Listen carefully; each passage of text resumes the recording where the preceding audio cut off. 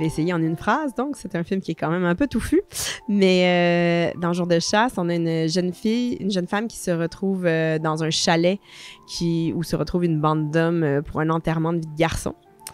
Et il y a un nouvel étranger qui va se joindre au groupe et l'histoire va prendre une tournure inattendue.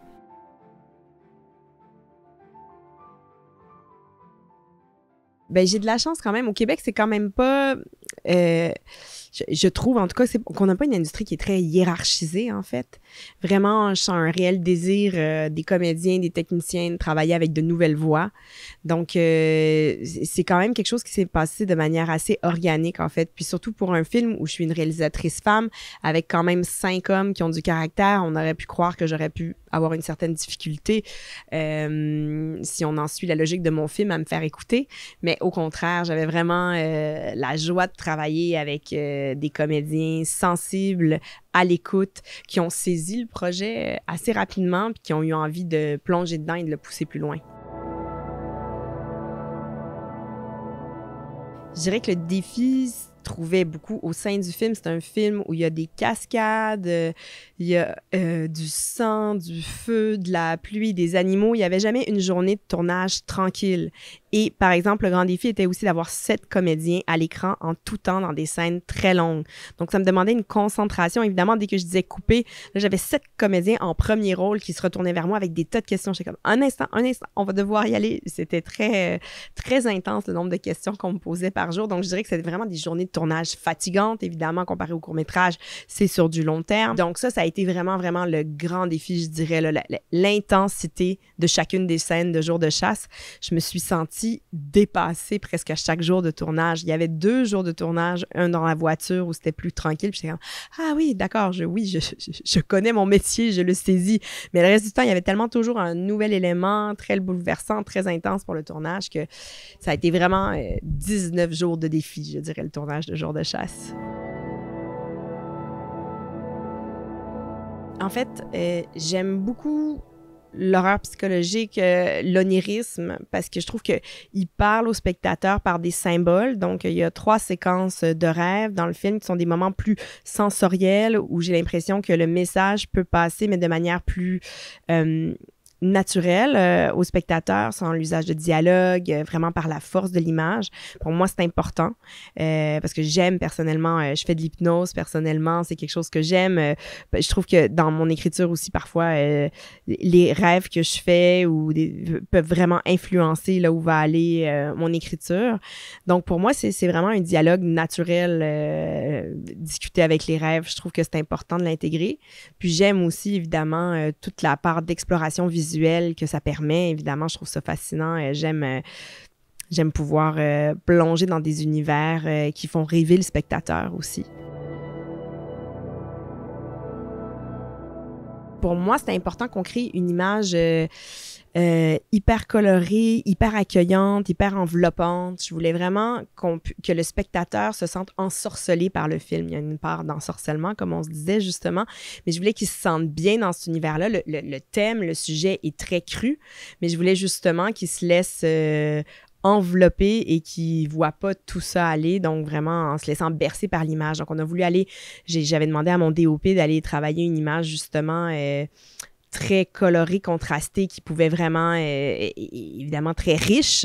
Et donc, lui, il a décidé de choisir de travailler avec la Alexa Mini, puis aussi avec des lentilles anamorphiques qui permettaient aussi, justement, d'avoir quelque chose qui se rapprochait plus du cinéma classique, donc pas du tout HD, mais quelque chose de très rond dans l'image, avec des flous, avec une profondeur dans les noirs, parce que pour nous, c'était important d'avoir un contraste au niveau des couleurs, mais aussi d'avoir une profondeur dans les noirs pour tout le côté inquiétant du film, de sentir que la nuit nous guettait, en fait, que les côtés sombres des personnages nous guettaient. Ce qui est intéressant, moi, ce que j'aime beaucoup dans le jeu d'acteur, c'est que chaque comédien a sa manière de travailler. Donc, avec certains, ça prenait vraiment juste de trouver la bonne référence, entre autres avec le personnage d'Alexandre Landry, qui au début jouait peut-être de manière un petit peu plus grosse l'humour que ce que je voulais. À un moment donné, j'ai trouvé la bonne référence. J'ai dit non, mais t'es Ryan Gosling. en fait. T'sais. Et là, il fait « Ah, OK! » Donc, tu sais, Ryan Gosling, il a cette manière de jouer toujours un peu pince sans rire. Et là, ça lui a permis de trouver le bon chemin. Tandis qu'avec d'autres comédiens de la bande, il s'agissait vraiment d'aller travailler, d'aller discuter du backstory, de qu'est-ce qui anime le personnage, qu'est-ce que ce personnage-là cache cette journée-là, qu'est-ce qu'il ne veut pas laisser transparaître, d'où vient telle et telle référence. Il y a beaucoup de références dans le film. Donc, c'était vraiment une approche très différente avec chacun des comédiens, en fait. Je pense que les Talent Labs, c'est une arme à double tranchant. En fait, il faut les faire au bon moment pour le film. Souvent, c'est un moment de création pure, mais souvent, c'est un moment où on bouleverse beaucoup tes idées. Donc, je pense qu'en début de parcours de scénarisation, les Talent Labs, c'est génial. En début de montage, quand c'est des Talent Labs de post-prod, c'est génial. Je pense que quand on est rendu trop loin dans le processus puis que le projet est trop mûr, généralement, les gens que je connais en Talent Lab, ils n'ont pas des bons moments dans ces moments-là. Donc, mais ça peut vraiment être hyper bénéfique pour un projet quand on a besoin, quand on est encore à un moment où on a envie de tout re-questionner. Je pense que les Talent Labs, c'est un des meilleurs endroits où aller présenter son œuvre puis se poser ces questions-là. Bien, Jour de chasse, on a eu la chance de faire Frontières, mais c'était au moment où on cherchait un vendeur inter. Donc, le film était déjà quand même très, très avancé. J'ai pas fait de Talent Lab de scénarisation sur celui-là, mais j'en ai fait sur d'autres projets. Puis, justement, moi, j'étais à un moment où j'avais encore envie d'être questionnée, puis ça m'a vraiment beaucoup, beaucoup aidé. Parce que les Talent Labs, quand c'est des Talent Labs de scénarisation, souvent, surtout quand ils sont internationaux, tu es tout à coup confronté à toutes sortes de points de vue normalement, tu n'as pas nécessairement auprès de tes amis, comme c'est un public international, puis c'est des gens de différents milieux. Donc, je trouve que vraiment, ça sert à quelque chose. Et pour l'avoir vécu sur d'autres projets comme productrice aussi, à un moment de montage aussi, ça peut réellement aider. Moi, je crois beaucoup, oui. Mais encore une fois, je pense que il faut vraiment s'écouter parce que je pense qu'il y a certains moments où on n'a plus envie de se faire poser des questions, où c'est le moment où on a déjà exploré beaucoup d'avenues et ça ne sert plus à rien d'en explorer d'autres. Dans ce cas-là, le Talent Lab, même si jamais il est pour les financiers, parfois pour les festivals, un bon tampon à avoir. Donc, il faut aussi, dans ce cas-là, penser que oui, ça peut être bon pour un film de commencer à le présenter dans ces milieux-là. Mais dans ce cas-là, il faut s'apprêter à faire face à toutes sortes de commentaires qu'on pourra décider ou non d'écouter dans ce cas-là. Donc, il faut vraiment bien trouver sa place là-dedans.